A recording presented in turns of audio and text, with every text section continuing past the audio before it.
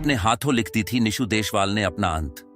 पहले ही जानता था जो काम वो कर रहा है उसमें कितना खतरा है। निशु ने कह दी थी ट्रैक्टर पर ही होगा उसका अंत। निशु देशवाल के चाहने वाले की आंखों से आंसू नहीं सूख रहे। निशु देशवाल की शादी को अभी 1.5 साल ही हुआ था। घर वालों ने निशु की शादी 21 को उम्र में ही कर दी। अभी 6 महीने का बेटा भी हो चुका था। निशु अपनी जिम्मेदारी को भी बखूबी समझता था। निशु देशवाल ने अपने एक ब्लॉग में कहा भी था कि अब उसे ट्रैक्टर से स्टंट करते वक्त डर लगने लगा है। निशु ने कहा कि पहले वो स्टंट में अपना 200% देता था, लेकिन अब 100 भी नहीं दे पाता। निशु का कहना था कि अब उस पर एक परिवार की जिम्मेदारी है। निशु देशवाल ने यह भी कहा कि उसे ट्रैक्टर से बहुत प्यार है।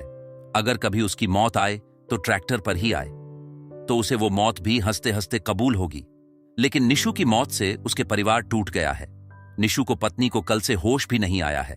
बेटे को आंखों में पिता के लिए इंतजार अब भी दिख रहा है, लेकिन उस मासूम को कौन समझाए कि अब उसके पापा लौट कर नहीं आने वाले।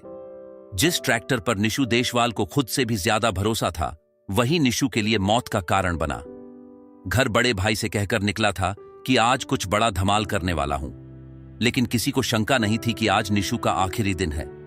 निशु परिवार में सबसे छोटा था। उसे ट्रैक्टर पर स्टंट करने का बचपन से ही शौक था और उसके पापा ने उसे शौक पूरा करने के लिए स्पीकैल ट्रैक्टर लाकर दिया था, जिसे निशु ने अपने हिसाब से मॉडिफाइड करवाया।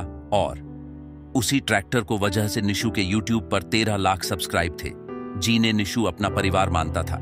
लेकिन यही स्टंटबाजी के चक्कर में लोग इस हद तक गुजर जाते हैं कि कभी कभी वो उनके लिए भारी पड़ जाता है, और यही निशु के साथ हुआ। सोमवार सुबह भी वह स्टंट के लिए गांव के खुले खेतों में यमुना किनारे आया था। यहां उसने ट्रैक्टर से कई स्टंट किए, यहां तक कि वो कई वीडियो बना चुका था। लेकिन आखिर में संदिग्ध परिस्थितियों में उसका बैलेंस बिगड़ गया और ट्रैक्टर उसके ऊपर गिर गया, जिससे उसकी मौत हो गई।